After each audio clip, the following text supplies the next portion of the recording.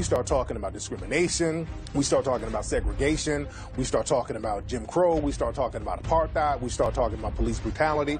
These are all symptoms of white supremacy. The more insecure white men become, the more they feel a need to exert their superiority, their power and their force. And so the one obvious victim of white rage has always been black men. White people actually love us. They really do. They want us here. They love us not in the sense that they respect us or want to treat us fairly, but they love us the way a master loves his dog. And there's a big difference between being a slave and being enslaved. Okay? Enslaved is mental. Okay? Slave is physical.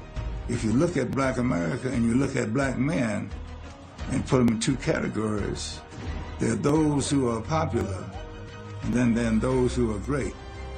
Racism is the raping of a continent, of a humanity of people, of materials and resources, and using them to enrich yourself and validating that for the rest of time. Any black man who stands for his people, any black man who is against the white supremacist structure and is willing to stand by any means against any threats, is indeed going to be considered a terrorist. Because as long as African people were in charge of the planet, there was harmony. There was no wars between China, Japan, the American Indians, the Carib. As long as we were in control, there was harmony on the planet Earth. You know, I often say when I lecture that the African that got on that boat is not the African that got off that boat. When you conquer a civilization, you're actually conquering their God. Because what do? You change the name of God once you change their religion, once you change their culture. There's a bitterness and an anger towards black people for not allowing themselves to remain in slavery so white people can feel privileged. White supremacy is the only religion that isn't a religion. However, it is the most powerful religion on the planet. At the Getty Museum out here in Los Angeles, there is a painting, an illustration from the 1400s, Moses defeating the Moors. And in the illustration, you see African people who are the Moors in Europe ruling. They're in a castle and they're battling white Europeans.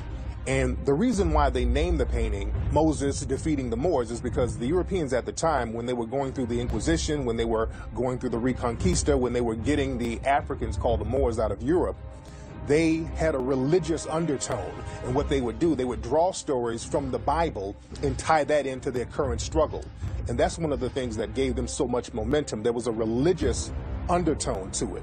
The Africans in Europe originally came out of the Moors, came out of North Africa, out of the area that's known as Morocco. Ruled that area called the Iberian Peninsula for centuries. And it's interesting because what most people don't realize is that the Moors had brought to Western Europe, before Europe even had developed the technologies to do a lot of the things that they had done. And when the Moors had been defeated in 1492, that expulsion of the Moors, they had moved into areas that were now considered Western Europe. But they brought with them a lot of the technology, the science, the astronomy, irrigation for being able to develop these lands. And that got erased out of history altogether. And I think that's part of the challenge now, is to put that knowledge back into the mainstream so that people understand who the Moors really were. There's evidence of about 150 Moorish castles that are still there in Spain. And if you go to those castles, they will have a bilingual description where they will tell you this was a Christian castle, but it was originally a Moorish one, and they'll tell you when it was Moorish and then when it became Christian. The churches in Spain were originally mosques. They will tell you the period where they were originally mosques and which period they became churches. The Moors then, when they came into Europe, they had already had elements of ancient African wisdom which allowed them to advance in ways that the Europeans had never imagined. And so in order to survive in this hostile environment, they had to go underground. The same thing happened with the Europeans, who also were close to the Moors and other Arabs who had pieces of this knowledge. They found that this information allowed them to reinterpret the history of the world, the science of the world, and that conflicted with Christians, specifically the Roman Catholic Church. So they also had to ban those people, and that led to the development of what we now call today secret societies, or more specifically, societies of secrets. And those secrets were the ancient educational knowledge that had been developed in Africa thousands of years earlier. Islam will rise up in the course of history. By the 6th century, will cut off Europe from world trade. By dominating North Africa and the Middle East, Europe was cut off totally from Asia, India, and Africa in terms of trade and access to wealth. So Europe would plunge into what we call the Dark Ages. But it was an economic depression that led to a complete breakdown of society. When they break out of that, they break out with a vengeance that we will never, ever again be in this situation. That breakout comes in the 1400s with the Portuguese. And they will wreak vengeance on the rest of the world to control trade routes, economic territories. Where is the wheat grown? Where is the gold? Where is the barley? We will get control of these things because we will never be caught in the Dark Ages again. In Cuba, they have a Spanish dish. It's called Moros y Cristianos, which means Moors and Christians. And this dish consists of white rice, which is the white Christians, and black beans, which represents the black Moors. So this theme of a racial battle disguised as a religious battle, that's still in popular culture today. When you conquer a civilization, you're actually conquering their God. Because what do? You change the name of God once you change their religion, once you change their culture. So the name of God is based upon how you create God. In other words, my perception of God now rules. It's initially about greed, but it's about greed coming from a culture. European culture has always been a war culture. Going back as far as you can go back to the farthest Germanic tribe, to the Vikings, the culture has been based on dominance, destruction, and death. And if you can carry that out against another people, you were the victim. They did not have a religious concept where the value of human lives was significant in the way Africa and Asia put human life first and dominance second. The oldest human beings on this planet came from Africa. And as these Africans migrated out of Africa and traveled northward, they were trapped behind a wall of ice during the Wormian Ice Age 40,000 years ago. And through the process of speciation, they lost their melanin, became so-called European or Caucasian.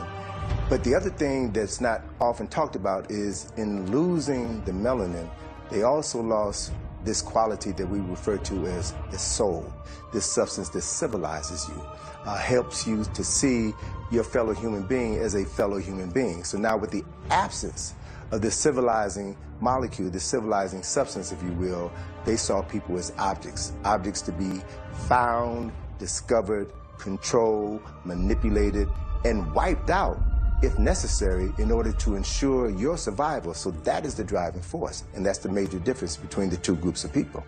Neely Fuller came out with a book called The Compensatory Code Concept, which he introduced the idea of white supremacy being a religion. And by saying that white supremacy is a religion, that means that it's a belief that's backed up by power, that's backed up by action, and that action and power negatively affects people who are of melanated descent.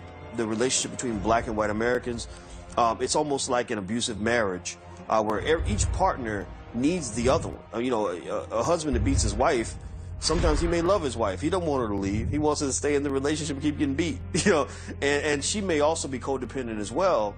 And really love her husband, be more loyal than a woman who's being treated well down the street. Why? Because she knows, in her mind, she knows her place. And her place is not one of dominance, it's one of subjugation. The genetic signature and the mind of the genetics has the will to continue. And that it becomes strongest when puberty hits. The will to continue to procreate becomes so strong that you would kill for it.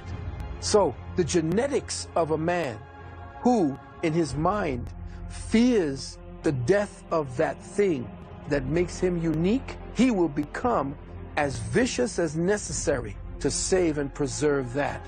Well, Sheikh Anta Diop teaches us about the sun people and the ice people. So what gave them the momentum is psychological disposition that came out of that ice age. So for sun people, African people, what was their psychological disposition? Living in the warmth, very little clothing, could just go outside and pick a fruit, as Dr. Ben would say, because there was this abundance.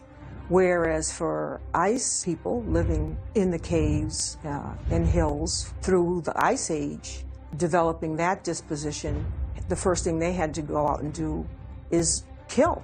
Imagine if a group of battle-hardened soldiers from Vietnam who've been in Nam for 10 years, walked into a church where everybody's loving and hugging and being peaceful. Who's going to win that battle? Who's gonna eventually dominate that church? The soldiers are, because they're going to come with weapons. They're ready to fight. They've gone through hell. They've got battle tactics in hand. The people in the church may not even know they're in a war. That's what I see when I look at Europeans versus the rest of the world. Europeans have treated the world horrifically. We know that. What they've done in Africa, in South America, North America, etc. But if you keep going further back, you look at how they treated each other, it's astonishing. I mean, they basically had about 1,000 years of complete ignorance, savagery, self-destruction, community destruction. We also got to be very clear about the terms we use, because when I use the term white supremacy or white supremacist, that's not to say that all white people are racist or all white people are white supremacists. That's incorrect. But the people who do choose to practice white supremacy are more powerful than the ones who are not. And a white supremacist is someone who believes through speech, thought, or action that they should be in a superior position over people who are non-white.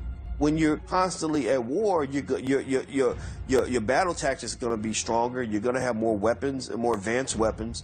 So they then take this this ideology, as well as this weaponry, as well as this skill set into the world, and they go to places where resources are plentiful, so you're not fighting for territory necessarily in Africa or in North America. Native Americans really were not big on the idea of even trying to own land. Like, no, the land is here. The land's for everybody. The buffalo, there's plenty of buffalo. Just kill what you need, right? So you've got people kind of with this mindset that's not prepared for this sort of, savage, battle-hardened mentality. So it's really easy prey for the Europeans. Well, as it relates to domination on a physical level, as it relates to torture, murder, mayhem, as it pertains to a society that has no order and arrangement, then they would have some form. If you look at the word dominance, they would have the word dominance. The question is, as it relates to honor, integrity, and dignity, is that the type of dominance that you want?